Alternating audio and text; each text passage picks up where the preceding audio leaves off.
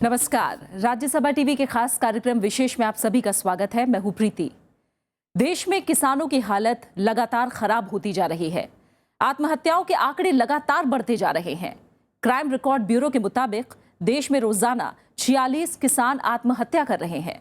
अब तो इसकी जद में वो राज्य भी आ गए जहां पहले किसान खुशहाल थे, यानी पंजाब जैसे राज्य। लेकिन महाराष्ट्र की हालत बेहद खराब है। बीते साल वहां 3000 से ज्यादा किसानों ने आत्महत्या कर ली। 2001 के बाद ये आंकड़ा सबसे ज्यादा है।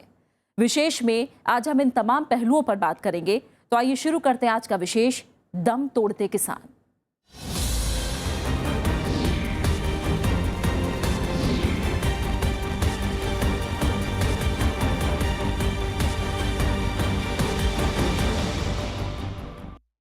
ऐसा कोई साल नहीं गुजरता जब महाराष्ट्र में किसान आत्महत्या सुर्खियां न बने। विदर्भ और मराठवाड़ा के कई इलाकों में सबसे ज्यादा मामले सामने आते हैं। ये वो इलाके हैं जहां खेती की कीमत जान से भी ज्यादा हो गई है। राज्यसभा में ताजा जानकारी में कृषि मंत्रालय ने कहा कि 2015 में महाराष्ट्र में 3000 से ज्यादा किसानों ने आत्महत्या कर ली।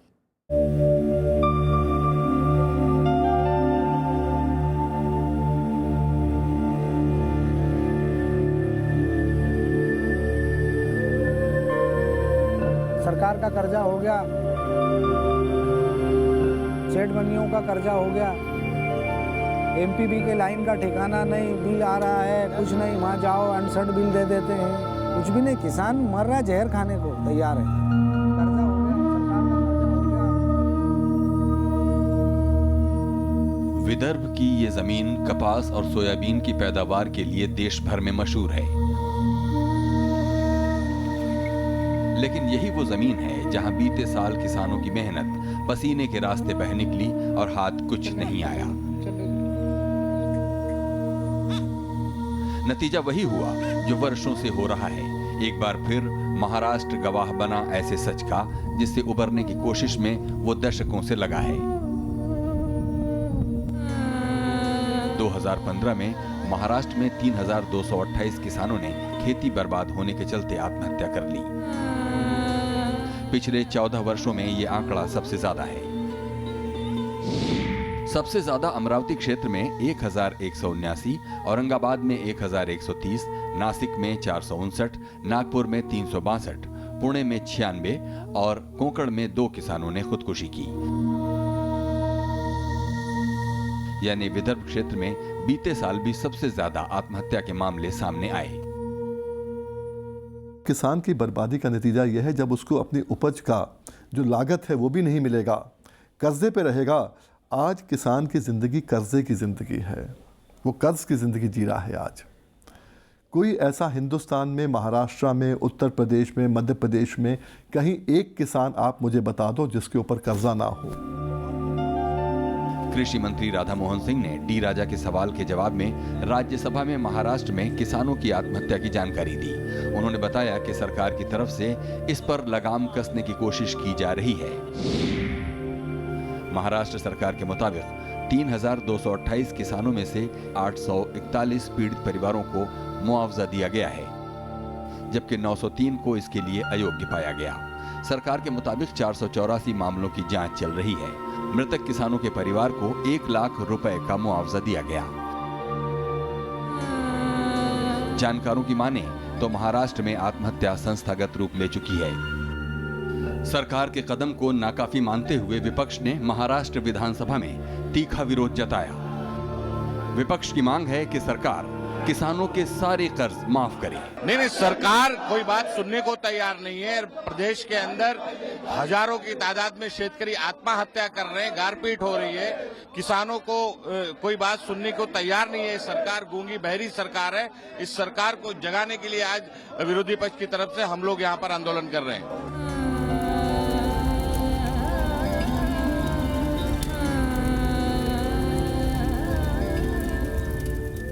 महाराष्ट्र में हर साल की यही कहानी है। 2014 में सूबे में 2568 किसानों और 1436 मजदूरों ने आत्महत्या की, जबकि 2013 में 1090 किसानों ने।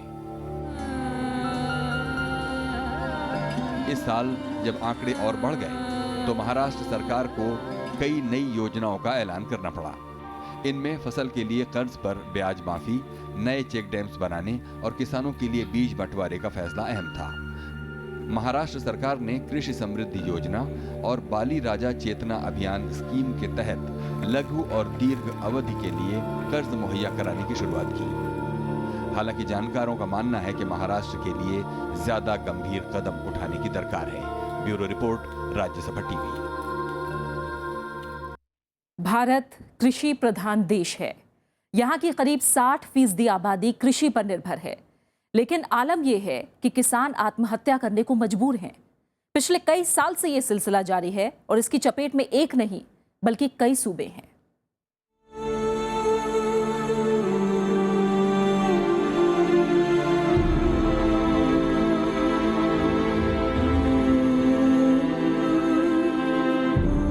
कहीं बंजर जमीन तो कहीं बूंद बूंद पानी को तरसते किसान,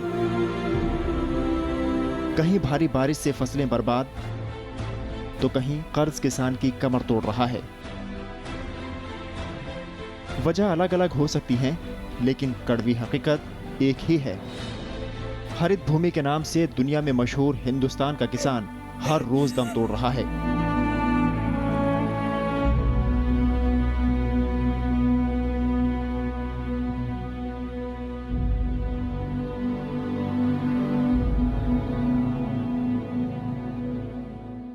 दो 2014 में 12,360 किसानों और खेती से जुड़े मजदूरों ने आत्महत्या की।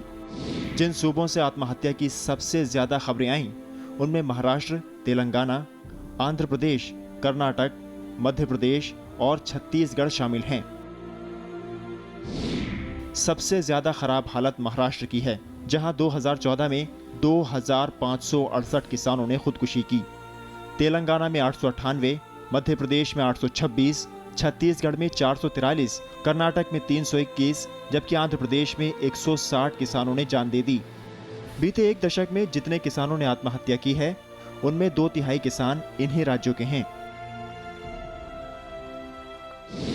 महाराष्ट्र में बीते 20 साल में 63,318 किसानों ने आत्महत्या कर ली। 2014 में देश भर में किसानों की कुल आत्महत्या में 45% से ज्यादा मामले महाराष्ट्र से ही सामने आए थे। आलम यह है कि कृषि प्रधान राज्य पंजाब के किसान भी आत्महत्या करने को मजबूर हो रहे हैं। 2014 में सूबे में 24 किसानों ने मौत को गले लगा लिया। जब आप पंजाब की बात कर रहे हो कि दिशा खराब हो रही है, वहां पर लोग नशे में हैं। नशे में क्यों हैं? नशे में आदमी क्यों जाता है? डिप्रेशन में क्यों जाता है? आज किसान का बेटा खेती नहीं करना चाहता। पूरे उत्तर प्रदेश नहीं, पंजाब नहीं, महाराष्ट्र नहीं, पूरे देश में अगली पीढ़ी खेती नहीं करना चाहती। क्यों? खेती जो है घाटे का सौदा है। जब घाटे का सौदा है तो किसान कहता है बेटा तू खेती मत कर, तू पढ़ाई कर। जब बेटा पढ़ाई कर लेता है, कर्जा लेने के बाद ज़मीन बिकने की तरफ चल जाती है, उसके बाद नौकरी नहीं मिलती, ना नौकरी मिलती है, ना खेती कर पाता, ना घर का ना घाट का, तो क्या होता है? डिप्रेशन में आ जाता है। अब पंजाब की खेती भी एक ठहराव की तरफ जा रही है। ज़मीनों का स्तर बहुत ख़राब हो गया, अत्यंत खाद यूरिया के इस्तेमाल से। वहाँ कृषि लागत दर बढ़ गई, बहुत बढ़ गई, लाइफ स्टाइल भी बढ़ गया। इसके चलते किसान संतुलन नहीं बना पा रहे हैं और इसलिए वो हरित क्रांति के उस बढ़े हुए क्षेत्र में भी अब किसान आर्थिक संकट के चलते, क्योंकि जो लागत लगा रहे हैं उससे जो उनको रिटर्न मिल रहा है, जो वापसी है, वो मिल नहीं रहा, इसलिए आत्महत्या करने के अलावा कोई दूसरा रास्ता उनके पास बच नहीं रहा। इन तमाम राज्यों के साथ साथ 2014 में केरल में 700 खेती मजदूरों और 107 किसानों की आत्महत्या के मामले सामने आए हैं, तो पश्चिम बंगाल में 230 खेती से जुड़े मजदूरों ने खुदकुशी की। अनु दीवान के साथ bureau report, Rajya Sabha TV. Maharashtra में किसानों की हालत कितनी पस्त है, इसका अंदाजा आपको लग गया होगा। जी तोड़ मेहनत के बाद परिवार का गुजारा इतना मुश्किल होता है कि भविष्य अंधेरी गुफा की तरह दिखने लगता है। फिलहाल हम बीड जिले की कहानी आपको दिखाते हैं ताकि आप समझ पाएं कि किसान परिवार किस जीवटता से जिंदगी जी रहा है। चौपाल पर बैठे लोगों की इस तस्वीर को देखिए। बीड़ जिले के लोगों पर सिर्फ बेबसी के भाव दिखेंगे। ये बेबसी इनके चेहरों पर वर्षों से चिपकी हुई है और ये साल दर साल इस उम्मीद में जिंदगी बसर कर रहे हैं मानो आगे कोई चमत्कार होने वाला हो। लेकिन मवेशी सूखा चारा खाने पर मजबूर हैं और लोग कई किलोमीटर से मटके भर पानी लाकर पेट भर रहे हैं। मराठवाड़ा इलाके का यह हिस्सा बीते कई साल से सूखे की मार झेल रहा है। फसल बर्बाद होते ही किसानों की हालत भी पस्त हो गई। कर्ज ने किसानों की कमर तोड़ दी। अब माजल गांव की 25 लड़कियों ने मिलकर परिवार की खस्ता माली हालत के चलते इस साल शादी नहीं करने का फैसला किया है। हमारे गांव में बरसात नहीं हुई है और परिस्थिति बहुत गंभीर है और उसकी वजह से हमारे गांव में शादी को नाकार कर रहे हैं। गली मोहल्लों में जब ये खबर फैली तो बुजुर्गों ने इस कदम का स्वागत किया। बीड़ जिला बीते 3 साल से प्यासा है। यहाँ की जमीन पानी के इंतजार में बंजर हुई जा रही है। खेती किसानी पर निर्भर परिवारों की सालाना आमदनी घटकर 30,000 रुपए से कम हो गई है। सरकारी आंकड़ों के मुताबिक बीते साल इस जिले में 300 किसानों ने हताश होकर आत्महत्या कर ली। लड़कियों के इस फैसले से किसानों को राहत मिली है। 2-3 साल से हमारी तरफ बारिश नहीं हुई वाली है, तो हमारे यहाँ के बच्ची बोली पापा जी तुम क्या करो, इस साल में हमारी शादी का कुछ मत करो कि अपने पास कुछ पैसा नहीं है।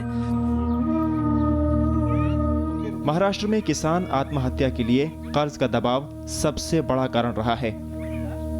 कई बार सरकारी जांच में किसानों के कर्ज को लेकर सवाल उठे। सरकार ने कर्जदार किसानों में से एक बड़े तबके को मुआवजे से महरूम कर दिया। तर्क ये दिया गया कि फसलों के बजाय कई परिवारों ने शादी ब्याह के लिए कर्ज लिया है, लिहाजा उनकी आत्महत्या की वजह खेती किसानी नहीं मानी जा सकती। लेकिन किसानों का कहना है कि वो खेती की आमदनी से ही परिवार का सारा खर्च चलाते हैं, लिहाजा शादी ब्याह के लिए कोई और धंधा वो कैसे करें। बीड़ जिले की ये कहानी फिलहाल पूरे महाराष्ट्र की कहानी है। Bureau report, Rajya Sabha TV. और फिलहाल हम यहाँ एक छोटे से ब्रेक के लिए रुक रहे हैं और ब्रेक के बाद आपको दिखाएंगे आखिर वो कौन कौन से कारण हैं जो किसानों को आत्महत्या के लिए मजबूर करते हैं।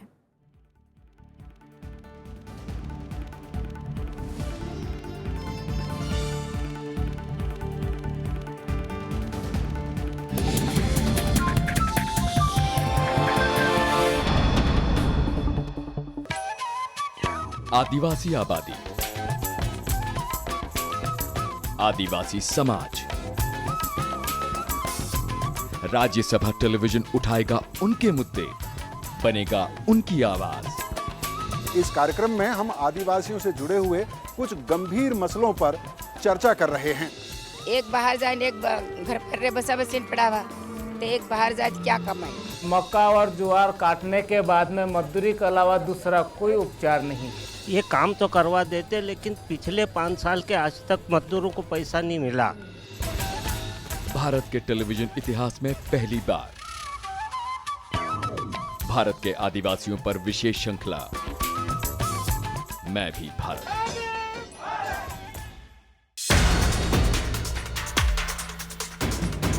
जारी रहेगी आरक्षण नीति। वित्त मंत्री का पुनर्विचार से इनकार। राज्यसभा में विपक्ष ने उठाया मुद्दा। देखिए पहली खबर, आरक्षण पर बयान, रात 8 बजे।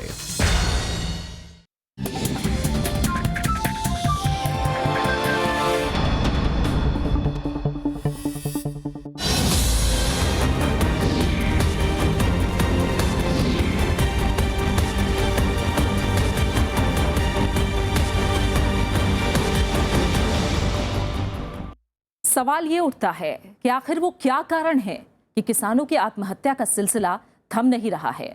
वो आखिर कौन सी परिस्थितियां किसान के सामने आती हैं कि उसके पास मौत को गले लगाने के सिवा और कोई रास्ता नहीं बचता।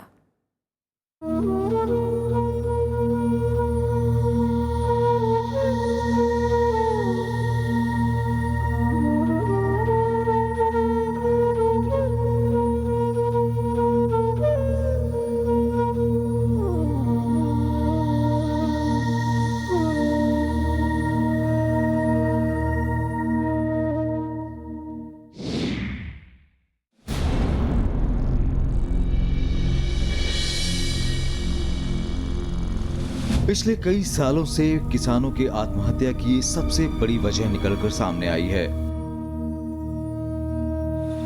मौसम वैज्ञानिकों के मुताबिक कुछ वर्षों से मौसम में काफी बदलाव देखा जा रहा है। बीते साल फरवरी से अप्रैल के बीच ओलावृष्टि ने लाखों हेक्टेयर फसल बर्बाद कर दी। सूखा, वहीं सूखे ने भी किसानों की कमर तोड़ रखी है, खास तौर से महाराष्ट्र के विदर्भ और मराठवाड़ा इलाके में। 2015 के दौरान मराठवाड़ा में बारिश में 52% की कमी दर्ज की गई, जिसकी वजह से तकरीबन 70% फसलें बर्बाद हो गईं। इसके साथ साथ उत्तर प्रदेश और मध्य प्रदेश की सीमाओं से लगता बुंदेलखंड का इलाका भी पिछले कई साल से सूखे की चपेट में है। बेमौसम बारिश, भारत के कई राज्य बाढ़ से प्रभावित हुए, जिसमें तमिलनाडु, आंध्र प्रदेश, पुडुचेरी, असम, पश्चिम बंगाल, मणिपुर, ओडिशा, राजस्थान और गुजरात शामिल थे। आलम यह रहा कि कई दिनों तक लगातार चलने वाली बारिश ने बाढ़ का रुख अख्तियार कर लिया और लाखों हेक्टेयर की फसलें बर्बाद हो गईं। मौसम वैज्ञानिकों के मुताबिक मॉनसून पर अल नीनो का असर और दक्षिण हिस्से में एक चक्रवात इसके लिए जिम्मेदार हैं। उचित कीमत नहीं मिलना, किसान के सामने ये सबसे बड़ी वजह है और इसके पीछे सबसे बड़ा कारण है बिचौलिए, जो किसानों से सस्ती दर में अनाज खरीद कर उन्हें ऊंचे दामों पर अलग अलग मंडियों में बेच देते हैं। बिचौलिए तो इससे मुनाफे का बड़ा हिस्सा कमा लेते हैं, लेकिन किसानों को बढ़ती महंगाई के बाद भी फसल के औने पौने दाम ही नसीब हो पाते हैं। जब बरसात हो गई और फसल अच्छी हुई तो बाजार ने उसके दाम, पिछली बार 3200 रुपये क्विंटल कपास बिक रही थी, इस बार 1200 रुपये क्विंटल बिक दी, क्योंकि आयात निर्यात की सरकार की नीति ने और बड़े बड़े बाजार के आढ़तियों ने और काला बाजारियों ने ऐसा खेल खेल दिया कि किसान को अपने उत्पाद को मिट्टी के मोल भी नहीं बेचने की स्थिति हो गई। कीटनाशक की गुणवत्ता, किसान के सामने ये एक बड़ी चुनौती है। या तो उसे कीटनाशक बेहद महंगे मिलते हैं, जिससे उसकी कमाई का हिस्सा सिकुड़ जाता है। अगर वो कम गुणवत्ता वाला सस्ता कीटनाशक खरीदता है तो उसे उसका ज्यादा फायदा नहीं मिलता। कीटनाशक के बाद भी उसकी फसलों में कीड़े लग जाते हैं और ये तमाम कारण किसान को कर्ज लेने पर मजबूर करते हैं। उसकी लागत ज्यादा होती है और कमाई कम ही रहती है और साल दर साल कर्ज का बोझ बढ़ता चला जाता है। जानकार बताते हैं फिर एक दिन ऐसा आता है कि कर्ज के तले दबा किसान आत्महत्या करने पर मजबूर हो जाता है। अब जब 1 लाख रुपए उसने खर्च कर दिया और उसकी आमदनी हुई 20,000 25,000 की, तो 75,000 का उसका बैकड्रॉप रहेगा। रिन्यू कराने के लिए अपना केसीसी के अंदर वो आपसे मुझसे कर्जा लेके 3-4 दिन के लिए रिन्यू कर लेता है और अगले साल बढ़ा के कर्जा लेता है। तो आखिर एक स्टेज आ जाती है कि कर्जा इतना हो जाता है कि या तो वो आत्महत्या करे या उसकी ज़मीन बिक जाए। तो किसान तो बर्बाद हो रहा है, किसान को कोई देखता नहीं है और किसान की बर्बादी का नतीजा यह है जब उसको अपनी उपज का जो लागत है वो भी नहीं मिलेगा, कर्जे पे रहेगा। आज किसान की ज़िंदगी कर्जे की ज़िंदगी है। इसके साथ साथ कई ऐसी वजहें भी हाल के वर्षों में सामने आई हैं जो किसानों के सामने चुनौतियों का पहाड़ बनकर खड़ी हो जाती हैं। मसलन खेतिहर मजदूरों की कमी, सिंचाई की दुरुस्त व्यवस्था का अभाव, आधुनिक तकनीक के ज्ञान का अभाव, यातायात में आने वाली दिक्कतें। पिछले साल कृषि मंत्रालय ने आत्महत्या करने के कई कारण बताए थे, जिनमें कर्ज, दिवालियापन, फसल नुकसान होना, प्राकृतिक आपदा, उत्पादों के बेचने में असमर्थता, गरीबी, पारिवारिक समस्याएं और बीमारी शामिल हैं। Bureau report, Rajya Sabha TV. और अब सवाल ये भी उठता है कि क्या किसान हमेशा से ही इतना परेशान था? क्या सीमित जोत और कम संसाधनों के साथ किसान ज्यादा खुशहाल था? बीते कुछ साल के आंकड़े बताते हैं कि देश में अनाज उत्पादन में इजाफा तो हुआ है, जबकि किसानों की हालत में सुधार नहीं हो पाया। किसान की आज स्थिति दयनीय इतनी हो गई है, सब्जियां जो थी वो सूख गई सब बगैर पानी के, और मार्केट में रेट नहीं मिल रहा। कर्जा हो गया, सरकार का कर्जा हो गया, सेठ बनियों का कर्जा हो गया, एमपीबी के लाइन का ठिकाना नहीं, बिल आ रहा है कुछ नहीं, वहाँ जाओ अनसर्ट बिल दे देते हैं। ये दर्द आज देश के हर किसान की जुबान पर है। आज़ादी के तुरंत बाद देश में खेती और किसानों की दशा में सुधार लाना सबसे बड़ी प्राथमिकता थी। उम्मीद थी कि नए भारत में खेती की सूरत नई और बेहतर होगी, लेकिन आज़ादी के 68 साल बाद भी किसान बदहाल हैं। 1950 में जीडीपी में खेती का योगदान करीब 50% से ज्यादा था, लेकिन आज ये घटकर महज 16-17% रह गया है। आप आंकड़ों के साथ खिलवाड़ करते रहो, नीति के साथ खेलते रहो, नीति बदलते रहो, पर इस देश को क्या चाहिए? नीति नहीं चाहिए। नीति बहुत है, नियत चाहिए। आज नियत नहीं है लोगों के अंदर। जिस दिन नियत आ जाएगी, नीति के बिना भी गुजारा हो जाएगा। देखा जाए तो देश ने 1950 की तुलना में खाद्यान्न उत्पादन में काफी तरक्की की। हर दशक में खाद्यान्न उत्पादन लगातार सुधरा है। 1950-1951 में देश में 50.8 मिलियन टन खाद्यान्न उत्पादन हुआ। 1960-1961 में यह 82 मिलियन टन रहा। 1970-1971 में कुल 108.4 मिलियन टन अनाज उपजा। वहीं 1980-1981 में यह बढ़कर 129.6 मिलियन टन हो गया। 1990-1991 में ये और बढ़ा और देश में 176.4 मिलियन टन अनाज की पैदावार हुई।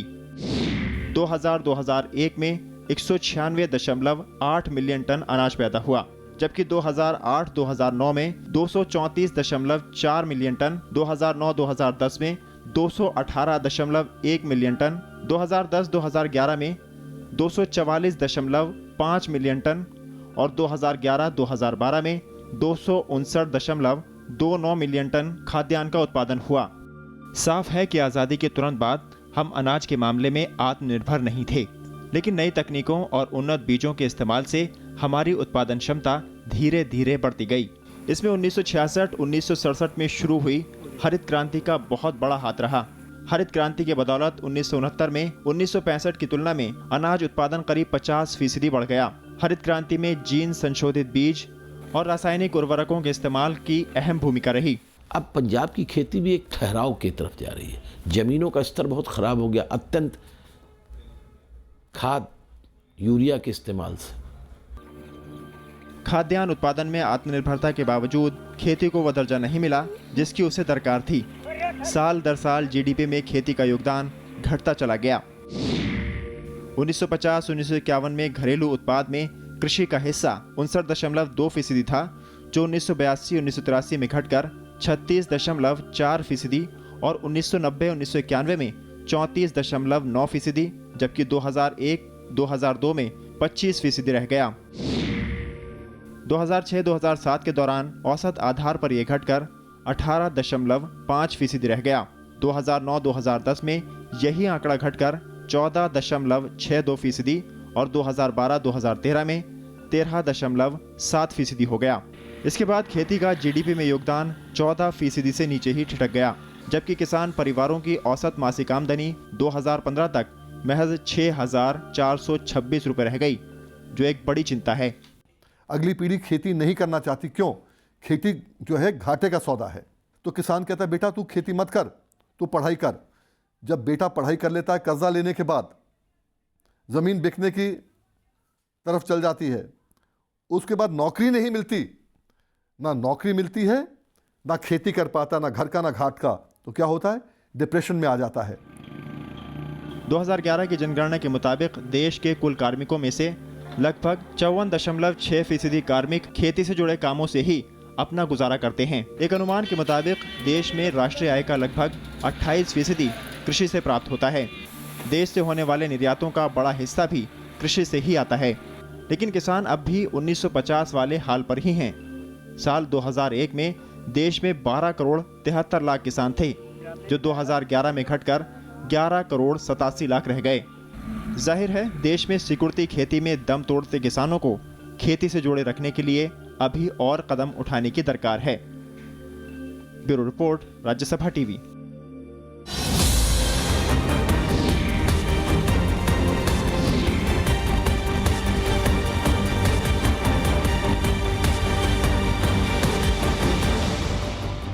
और इसी के साथ विशेष में आज इतना ही। देश और दुनिया का तमाम अहम घटनाक्रम जानने के लिए आप देखते रहिए राज्यसभा टीवी। नमस्कार।